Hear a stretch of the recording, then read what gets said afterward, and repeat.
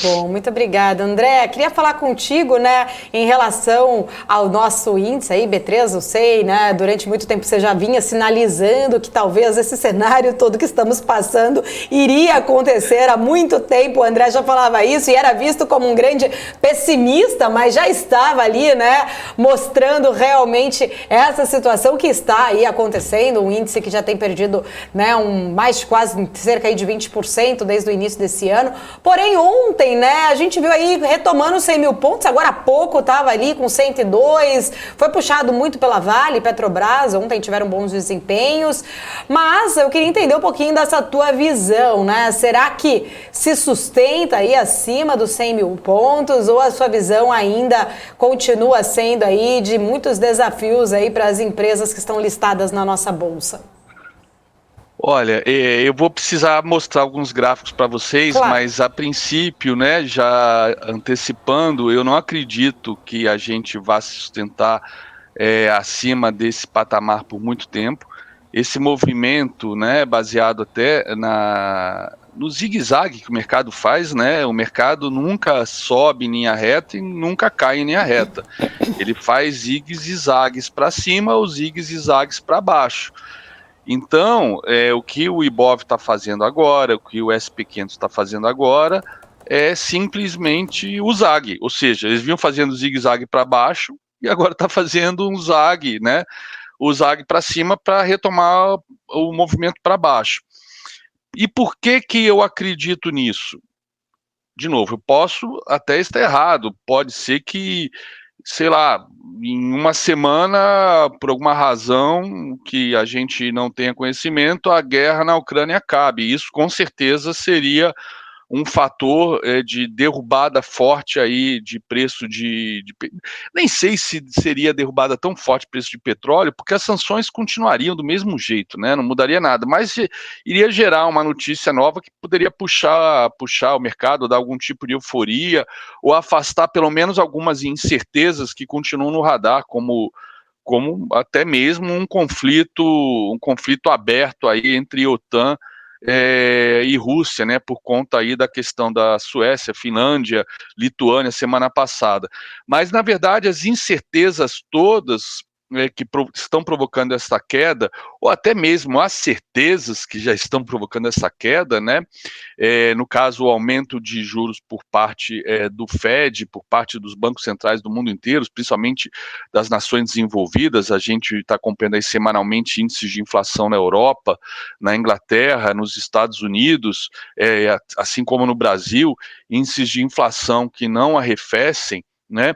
Os bancos centrais vieram nas suas atas, tanto o nosso BC quanto o Fed semana passada, com atas extremamente hawkish, extremamente duras na minha visão. E o Cabral, inclusive, comentou isso também nos dias seguintes, né, no programa dele aí na parte da tarde. E eu até perguntei para ele, mas Cabral, veio tão hawkish as atas, tanto do BC, como também do Fed, e no entanto a Bolsa deu aquela puxada para cima forte que a gente viu nos últimos dias, né? E qual é e aí os dias passam, qual é a leitura que eu tenho pego lá fora de analistas gringos com relação a essa ata mais hawkish do Fed? É que é aquela filosofia do mercado financeiro de tentar sempre olhar o lado meio cheio do copo. E que para muita gente no mercado financeiro, olhar o lado meio cheio do copo é ser otimista, né? E que só otimista ganha dinheiro no mercado, pessimista não ganha. Eu não sou nem pessimista nem otimista, eu não fico olhando o lado meio cheio do copo nem o lado meio vazio, olha o copo, acabou. Se está meio cheio ou meio vazio, se tem incertezas, eu tenho aquela filosofia que eu aprendi nesses 20 anos, né, e que tem como seu maior divulgador o mitológico, né, sem fazer juízo de valor com relação a outros aspectos, mitológico nas ginarras de que o mercado odeia incerteza, né? O bicho, o dinheiro é o bicho selvagem mais arisco que existe, não pode ouvir ruído que vai embora. Então, qual é a leitura que tem se feito nos últimos dias do Fed? Que o Fed vai realmente estar hawkish, vai vir muito duro, Só que com isso vai derrubar a inflação mais rápido e lá na frente, né, vai começar a recuar, porque vai jogar os Estados Unidos numa recessão e rapidamente então vai ter que virar a mão e passar a cortar os juros. Isso é a análise que eu tenho visto sendo feita por analistas estrangeiros.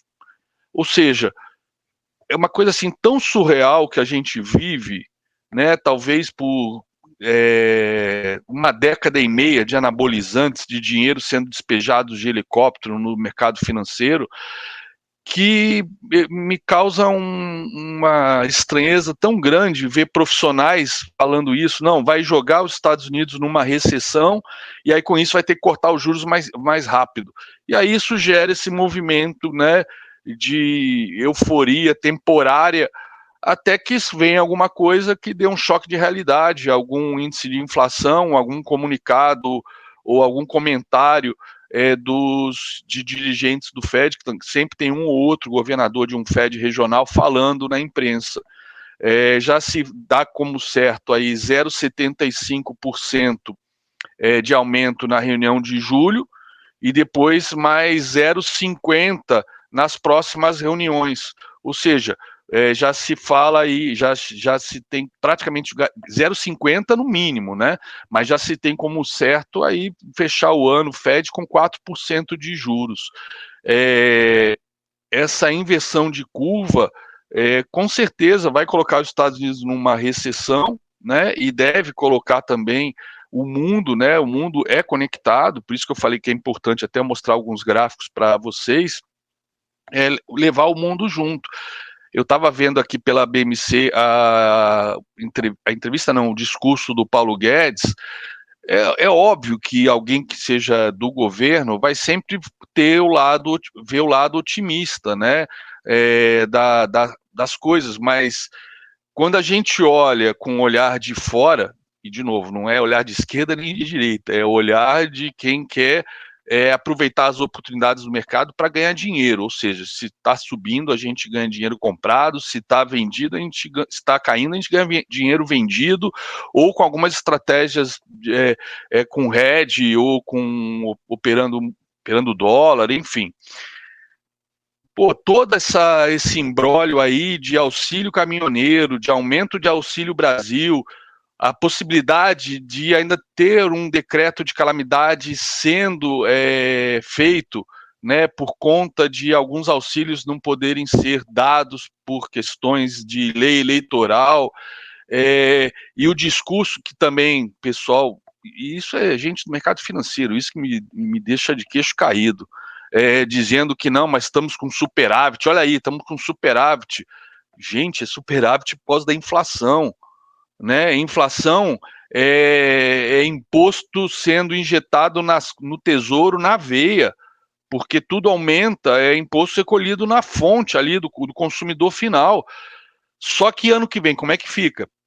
Se tivermos recessão nos Estados Unidos e a recessão aqui no Brasil, PIB caindo, né? E todos esses benefícios sendo mantidos, seja por quem vença ano que vem, né? E os juros aumentando o nosso custo de carregamento da dívida, não é possível que tem profissionais que acreditam nessa falácia de superávit dá para gastar então 50 bi, né, ou mais, se entrar decreto de calamidade, sabe Deus o que pode ser feito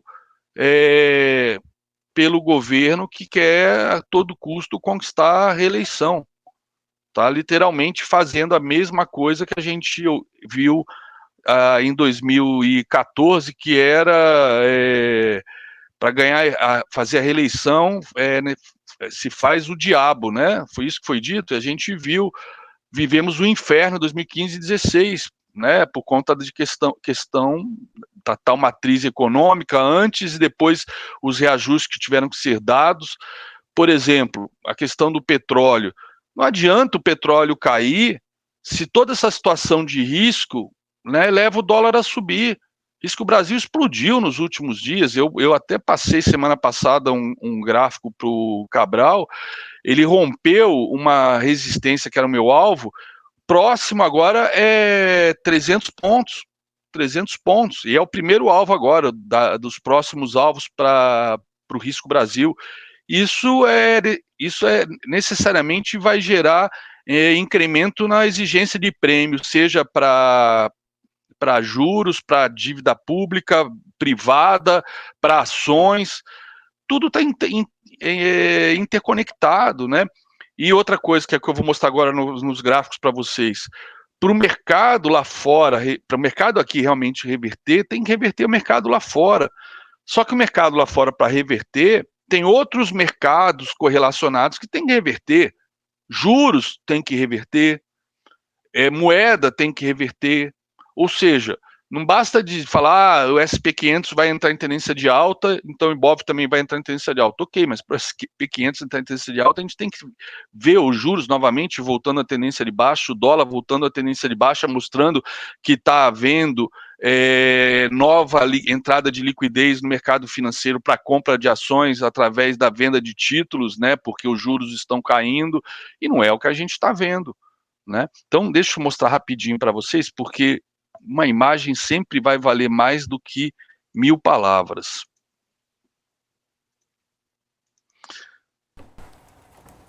Então, vamos lá.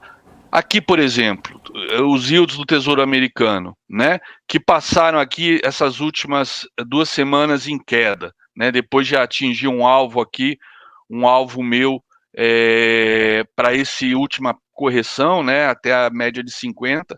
Aqui, para quem já me acompanha, sabe que eu utilizo para até facilitar não só a audiência, mas a minha própria análise, né, um modelo matemático para definição de tendência.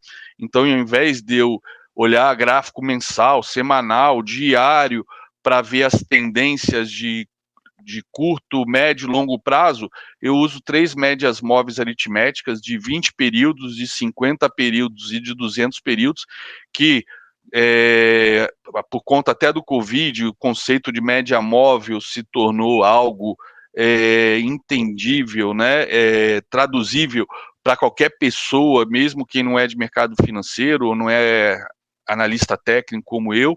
Então, se a gente olhar agora os yields do Tesouro Americano, a gente está em tendência de alta primária, tendência de alta secundária, e a gente teve essa para testar a média de 20, e estamos retomando a tendência e retomamos a tendência de alta terciária, que na verdade nunca foi perdida, né? Ela se perdeu aqui nesse período aqui meio que de consolidação, tá? Ou nessa correção até a média de 50, correção um pouquinho maior, né, ou mais lenta, que permitiu essa inflexão da média, mas a média está aqui, apontada para cima, firme e forte novamente, sinalizando que ela veio simplesmente testar esse segundo alvo aqui em amarelo, e lembrando, só mostrando aqui o alvo para quem acompanha esses estudos há mais tempo com a gente.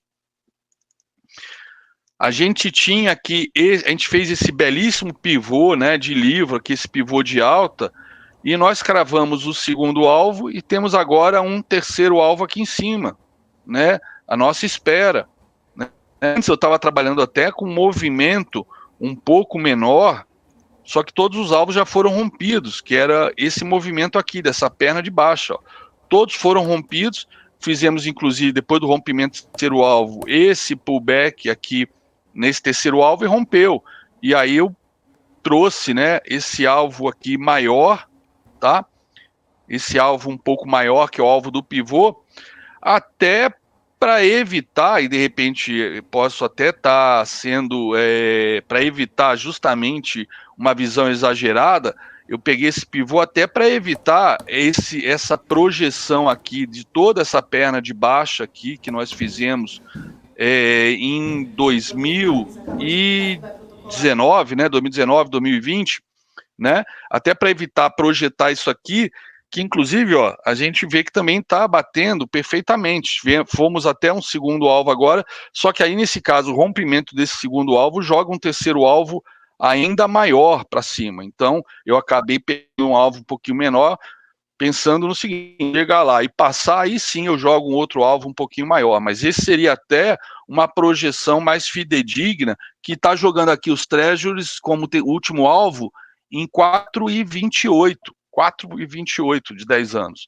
Então, enquanto a gente tiver isso acontecendo, né, essas tendências de alta aqui no Tesouro, nos do Tesouro Americano, isso impacta diretamente todos os modelos de precificação aí, de ações, né, principalmente ações como, por exemplo, Nasdaq, ações de growth, ações de crescimento, que não pagam dividendos ou pagam dividendos muito menores que o Tesouro, e o próprio cálculo de valuation, trazendo para valor presente, o valor justo da ação é impactado diretamente pela alta de juros. Foi o que a gente, ao longo do semestre passado, aqui na BMC, eu falava sempre, 1% de aumento de juros, mantendo todas as variáveis estáticas, né, imexíveis, né, como dizia um antigo, não sei se foi ministro ou governador de São Paulo, mantendo todas essas variáveis estáticas, 1% de aumento de juros implicava em 11%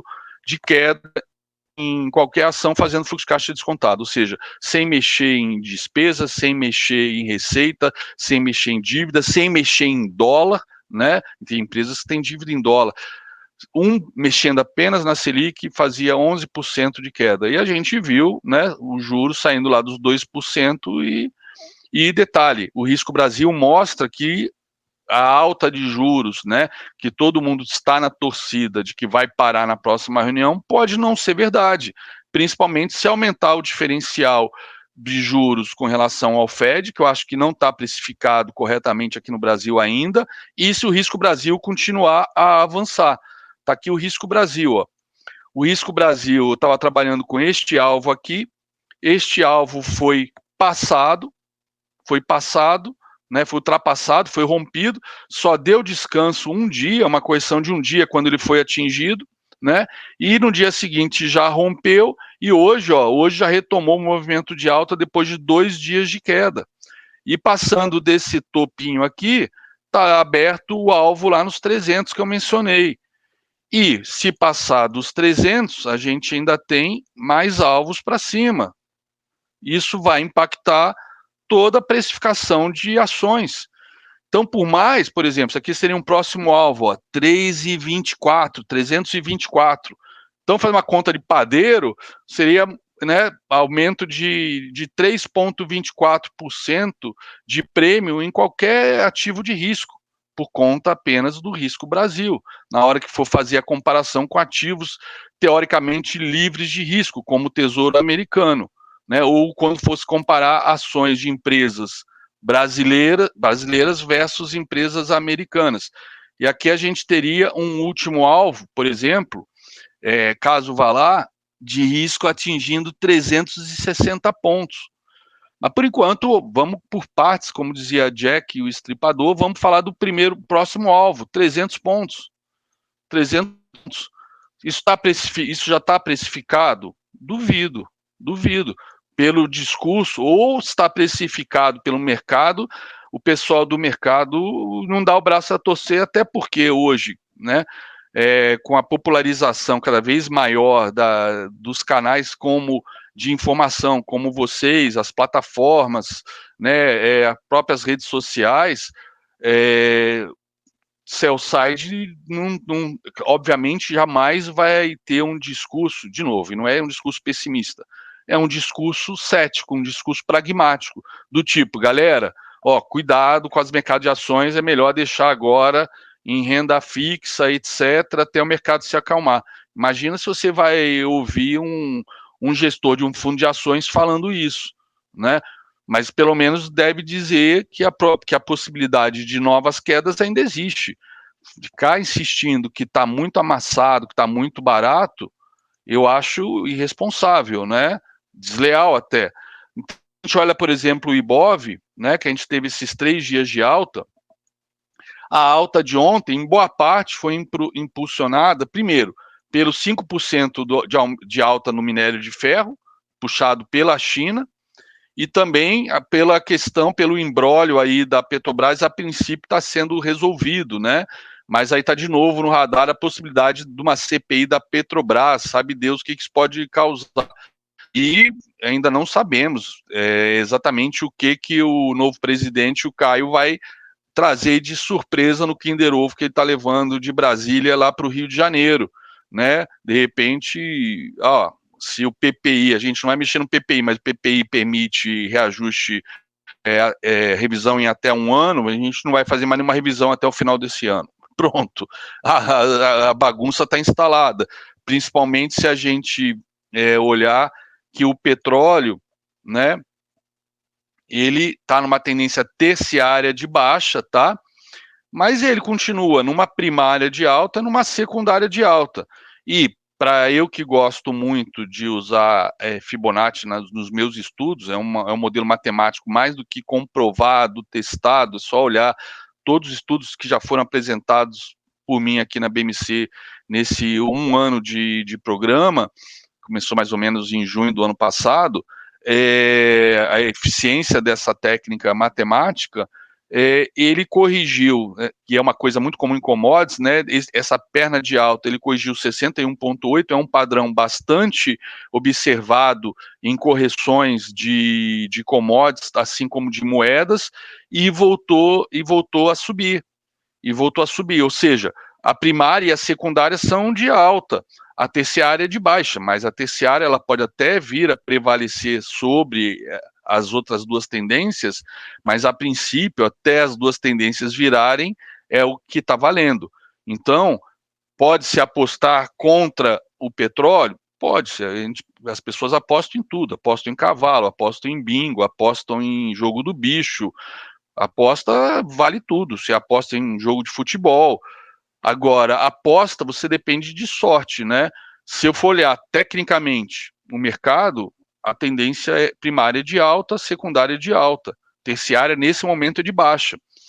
E tem um mandamento que as pessoas não levam em conta na hora de tomar decisões, vem da teoria de Dow, que é o pai dessa técnica toda de olhar gráficos, né? Onde principal princípio diz que o preço desconta tudo. Esse princípio na prática, traduzindo-se, dentro do preço você tem o medo, você tem a euforia, você tem múltiplos fundamentalistas, você tem valuation, você tem macroeconomia, você tem a incerteza, você tem uma série de variáveis que todo o mercado está trabalhando em cima delas, está tomando decisões e você vê estampado na sua frente na forma de um gráfico. Pronto, você não precisa saber nada disso, além de olhar para onde está indo o preço. Esse é o princípio número 1, mas tem um princípio muito importante que as pessoas esquecem, porque acho que talvez ele não seja tão charmoso quanto o primeiro, que diz o seguinte: toda tendência é válida até ser revertida. Então, se a tendência de baixa é válida até ser revertida, o que eu tenho aqui no Ibov? Tendência primária de baixa, secundária de baixa, terciária de baixa. Posso apostar em compra? Posso. O dinheiro é de cada um faz o que bem quiser dele, inclusive jogar, fazer apostas. Só que isso não é investimento, né? Tentar acertar fundo não é investimento. Se quer fazer apostas em papéis, fazer stock pick em papéis que estão muito descontados, mas são excelentes, pagam bons dividendos, você tem todo um histórico de crise para trás para ver qual foi a performance desses papéis, apesar do que performance passada não necessariamente vai ser repetida, né, em algumas empresas, mas o que, de novo, os iniciantes, os novatos, né, lembrando que a gente saiu de 600 mil CPFs no início de 2018, estamos aí com mais de 5 milhões nesses 4 anos, quase 5 anos, a maioria nunca teve experiência com o mercado financeiro, a maioria não está querendo. Eu vejo o pessoal fazendo comentário de bancos, né, bancos grandes. O pessoal não quer o banco grande, o pessoal quer o banco lá, fintech, que acha que vai desbancar, que acham que vai desbancar os grandes bancos que estão aí no mercado há décadas, né, e querem fazer 500% num único trade, né, num único investimento. o que não é errado fazer esse tipo de aposta, mas são apostas que têm que ser feitas pelo viés técnico, não pelo viés fundamentalista do tipo, tá muito amassada, caiu muito, a ação tá valendo, o market cap da ação tá menor que o caixa, só que o caixa vai ser consumido se a empresa não estiver dando lucro. Isso não quer dizer nada. Se tiver que queimar caixa porque não está sendo lucrativa, empresa de growth normalmente cresce queimando caixa, né? Mas uma hora tem que começar a dar lucro. Só que num cenário como esse, o valuation da empresa de growth, que não está gerando lucro e é impactada pela alta de juros, é o que a gente vê aí, várias delas com 90% de queda. Tivemos momentos que algumas delas subiram 50% em um mês, mas já devolveu os 50%, já está de novo nas suas mínimas históricas. E aí? Adianta ganhar 50% depois de cair 80%? Tem que subir 400%, cair 90%, tem que subir 900%. Não adianta ganhar 50%. Adianta para quem é trader, dá aquela porrada, dá aquele tiro e protege o lucro, né? E não fica esperando que os 50% vire 100, 200, 300. Entendeu? Então, o Ibov está em tendência de baixa generalizada e o SP Futuro também. SP Futuro tendência de baixa primária, secundária, terciária. E agora, nesse momento, ontem e hoje, testando a média de 20 e uma retração que pode botar o papel, o SP500 novamente para baixo. De novo, eu sou bastante cético para proteger o capital da galera que acompanha vocês aí, é meu compromisso com eles, né?